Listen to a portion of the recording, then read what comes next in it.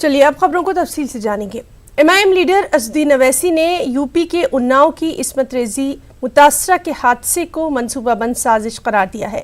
उन्होंने बीजेपी से सवाल किया कि वो तलाक सलासा बिल पर हंगामा आराई कर रहे थे, लेकिन उन्नाव मुतासरा को इंसाफ दिलाने के लिए आखिर खामोश क्यों है। मेरे पीछे क्यों दौड़ रहे हैं? ये बीजेपी के कोई मिनिस्टर को पूछिए ना, भाई इतना सन्नाटा क्यों है?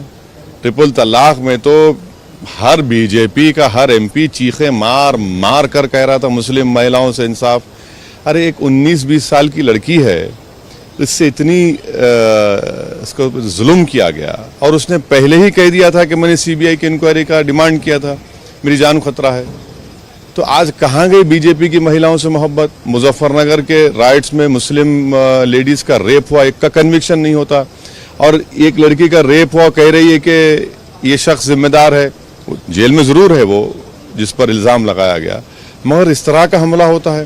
तो ये एक्सीडेंट नहीं है, ये एक मनसूबाबंद तरीक़े से उस लड़की को उसकी आवाज़ को बंद करने के लिए, बल्कि ये इंसाफ के ख़ात्मे के लिए एक कोशिश की गई। वहाँ पर DGP को चाहिए कि उसको हवाले करें। इतना बड़ा एक केस बन चुका है पूरे देश में और सबको फिक्र है, तकलीफ़ है।